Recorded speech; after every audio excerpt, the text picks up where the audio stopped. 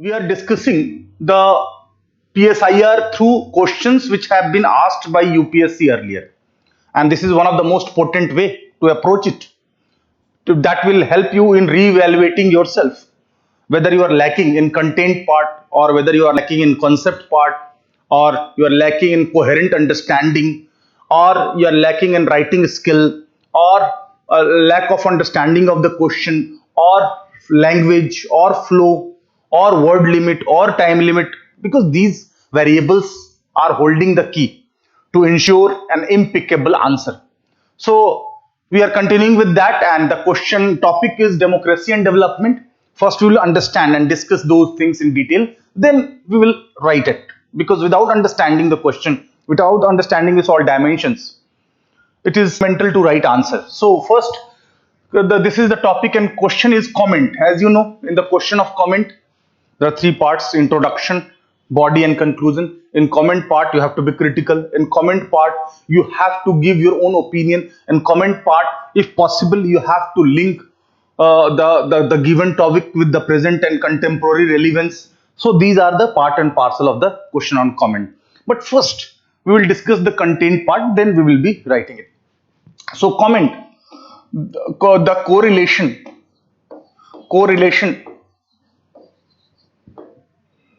correlation between democracy and development. Democracy and development. First, we study and see the things separately. What is democracy and how it emerged in brief, and what are the forms of democracy. And then we will see development, whether it's only economic development or political development. What are the cost of development, only financial cost of development, or environmental cost of development, or human cost of development, social cost of development. So all those things we will have to discuss. So correlation and comment. So you have to, in comment question, you have to give both aspect. At the very onset, I must clarify that in one part of the question, you will highlight that how democracy and development are complementary, how they reinforce each other, how they go hand in hand. And in second part, you will have to highlight the limitations. That is, that how democracy sometimes put obstacle in development. So both part you have to discuss. So, but first we will discuss them separately. So democracy, literal meaning of demon means people, and cracy means rule. People's rule is democracy. This concept is old, as during Plato and Aristotle's time, Socrates was executed by mob. So Plato and Aristotle hated democracy. So democracy is based on citizenship and political equality of all citizens, and it is people's rule. And one of the best definition of classical democracy or liberal democracy was given by Abraham Lincoln in 1864 at the height of American Civil War. That democracy is rule by the people, for the people, rule of the people. So that is the best definition of classical democracy. So democracy as a concept is old concept, but it got currency only after industrial revolution, with rising working class consciousness and the demand for political equality. And in 19th century, liberalism capitalism gradually accommodated democratic principles. Liberalism capitalism is a modern political ideology, but the the democracy is an old concept. But in 19th century, liberalism capitalism accommodated democracy in wake of socialist challenge. Even Marx claimed that dictatorship of workers was closer to democracy, as it was rule of majority. Even socialists talk about democratic socialism. Even in Marxist countries, single party system, that Lenin talked about democratic centralism. So in principle, democracy is agreed by both, but by and large, democracy is liberal democracy unless specified otherwise. So this is the historical development of democracy. But you know that in democracy, what are the components? First is citizenship, that is full and equal membership of a political community, and that ensures political equality of all humankind or all citizens through universal adult franchise. Then in democracy, we have majorities rule, then protection of rights of minorities, then debates, decision through debates and discussion, then constitutional government, then rule of law, independent judiciary, separation of powers, decentralization of powers, free and fair periodic elections, more than one party competing for political power, a unique weapon of public opinion, accountability, free press, as free press is considered to be fourth pillar of democracy, a strong and vibrant civil society, which is considered to be fifth pillar of democracy. So these are the principles and institutions for democracy.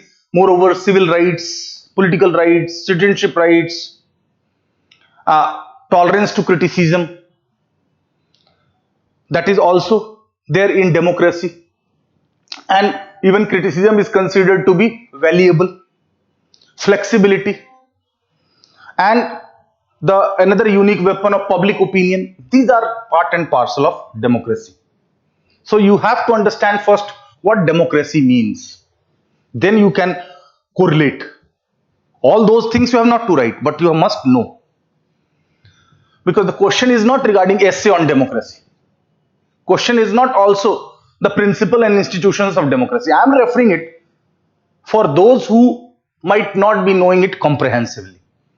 First we will know it comprehensively, then we will write in lucid format.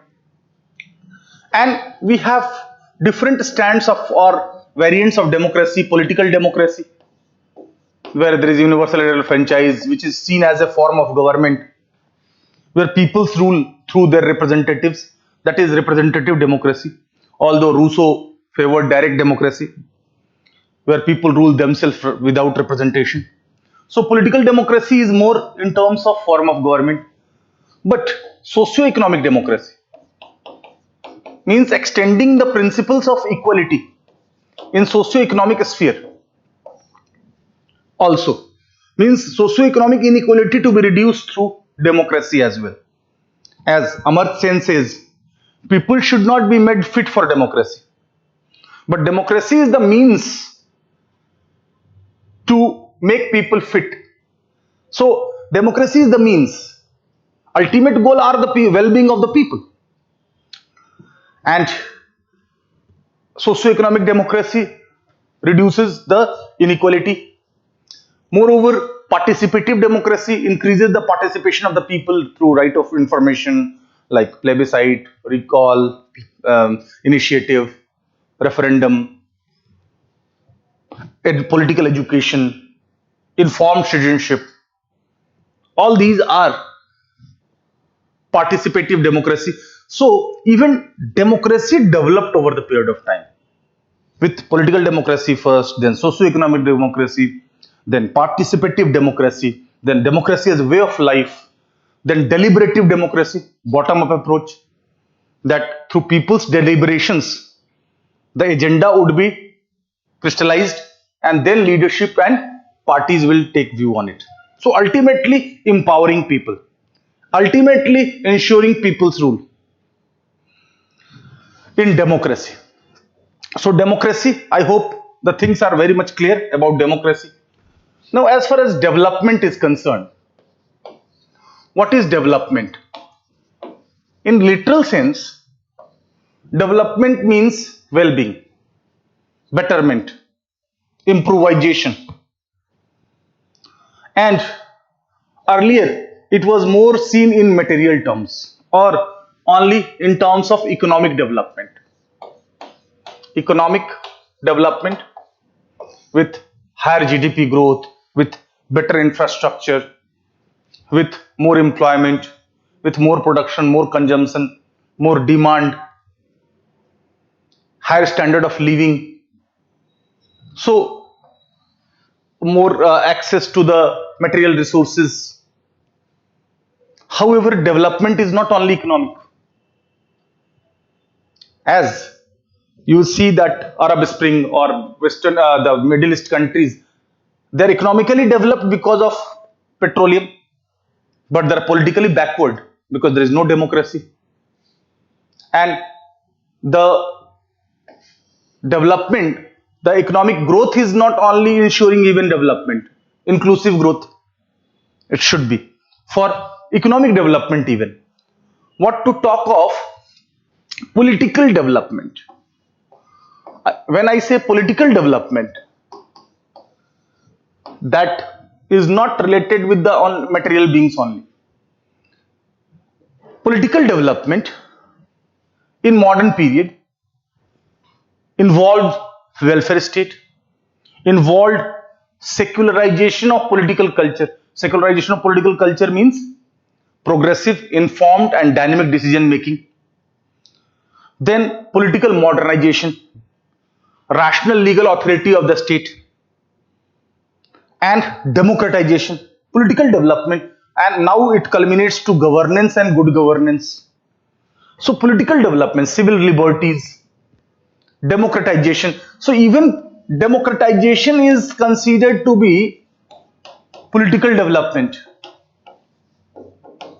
because development with legitimacy, development with durability, development with people's consent, development with people's participation would be more legitimate, effective, durable, and sustainable. So, political development also involves rule of law.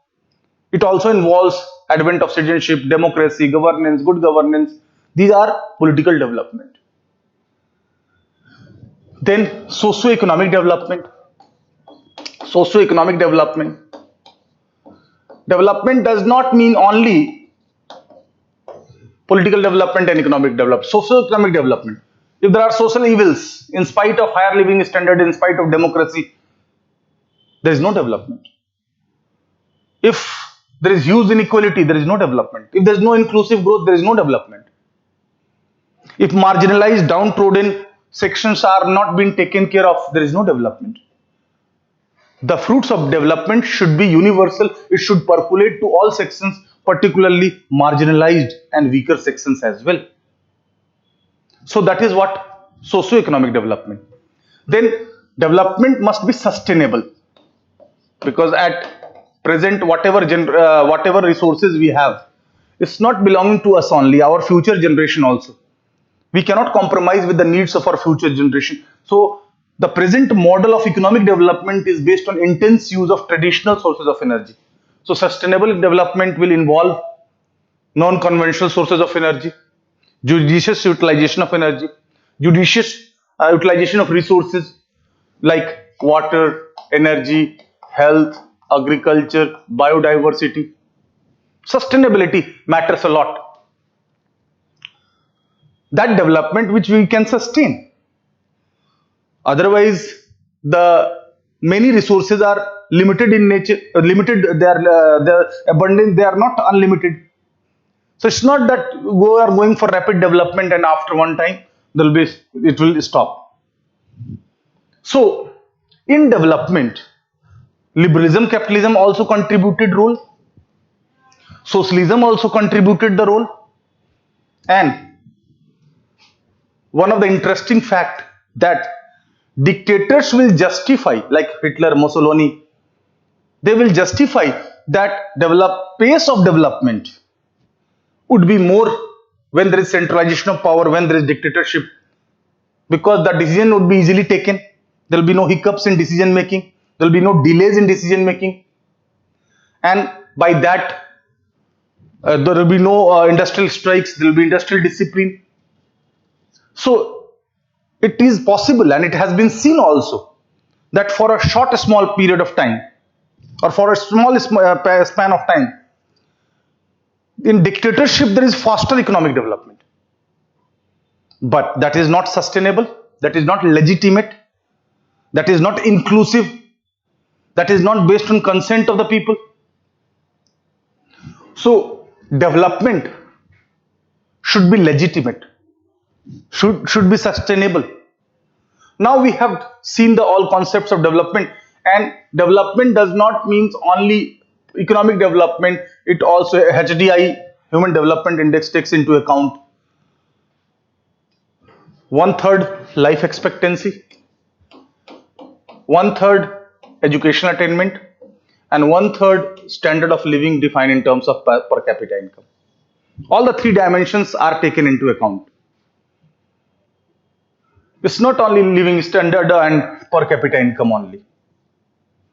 And that development which is based on innovation, that development which is based on self-reliance, that development which is based on probity in public life is durable, sustainable, legitimate, and effective.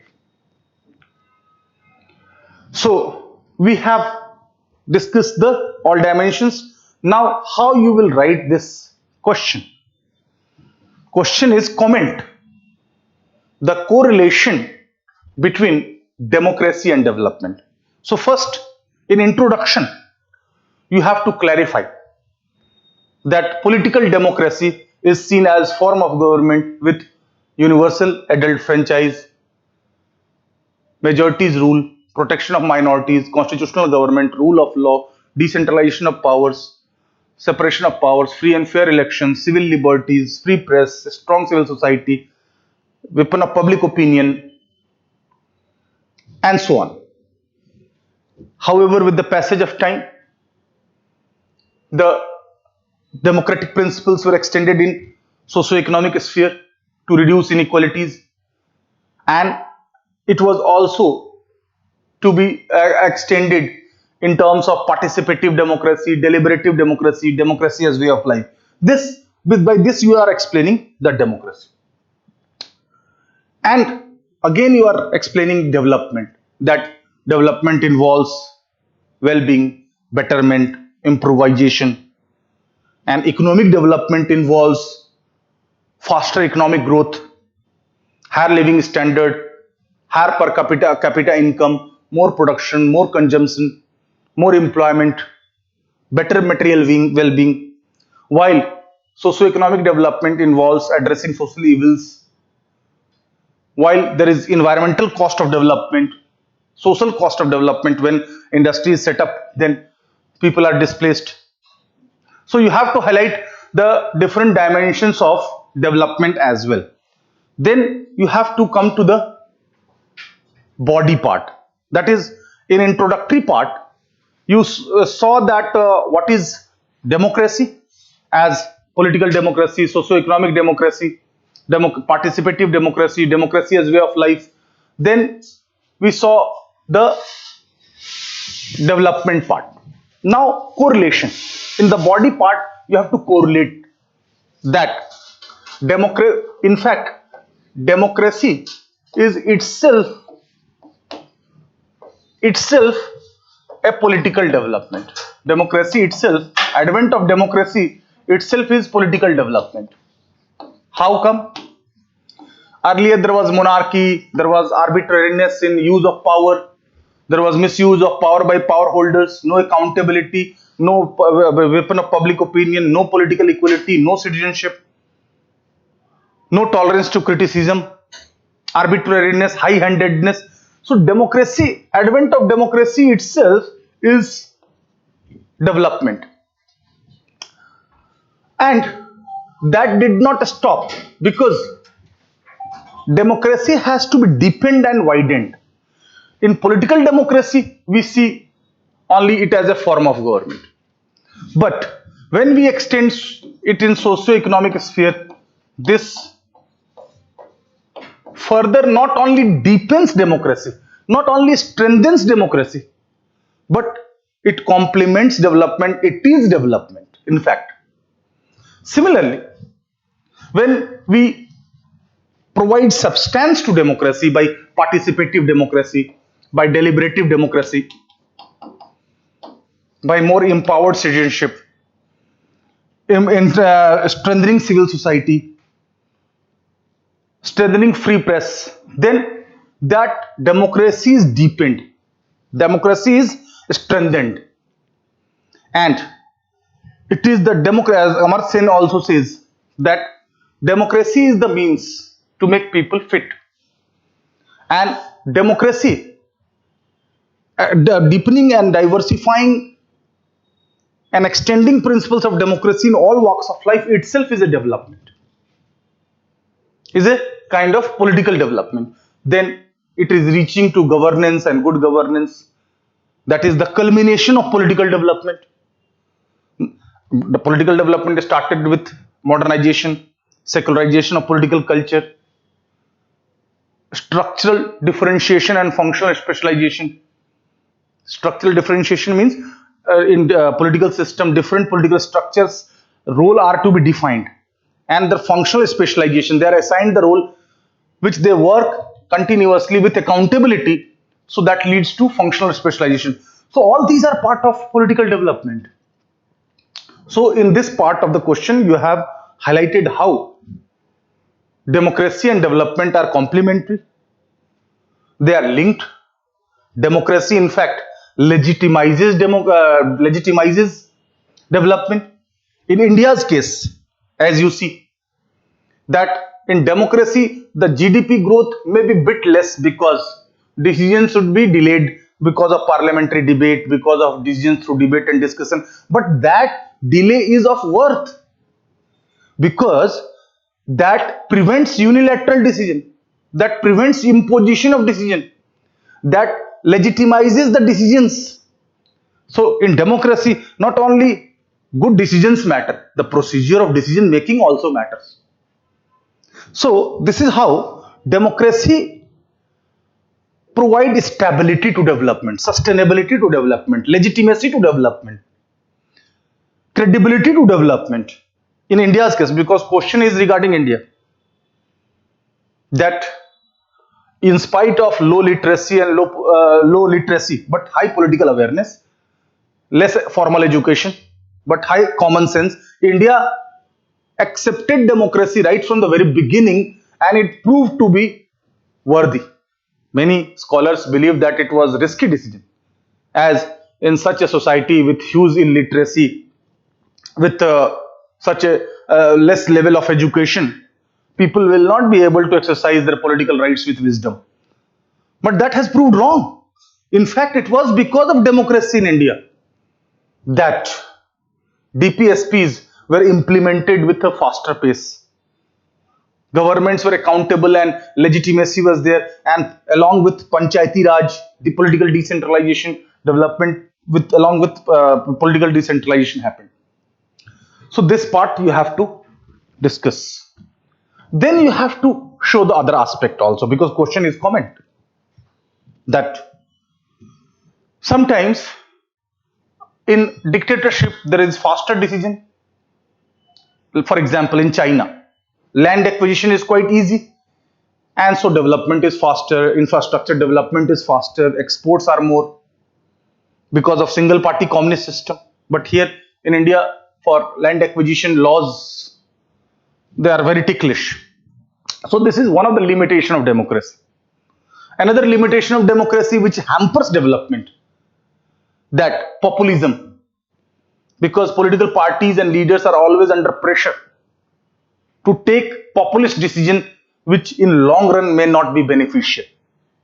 That is another problem. Another problem in democracy, that corruption, dependence of political parties on corporates and private funding leads to corruption. That is another form of, but corruption is not exclusive to democracy, it is there in dictatorship. In fact, it is more irresistible in dictatorship. So there are other limitations of democracy, that India, country like India is always in election mode, so it's very difficult for governments, any government, whether it's center or state or local, to take tough decisions. It is being said that decision वैसे नहीं लेने चाहिए जो लोगों को अच्छे लगे, बल्कि वैसे लेने चाहिए जो लोगों के लिए अच्छे हों. That means decisions should be good for people rather than it should appear good to the people in immediate context. So in long term perspective, we will be lacking, and short sightedness, myopia would be there. And moreover, in democracy, we'll see huge amount of time, energy, money is wasted in many times pandemonium in parliament, or political crisis, or mistrust, or because of conflict. So it slows the decision making.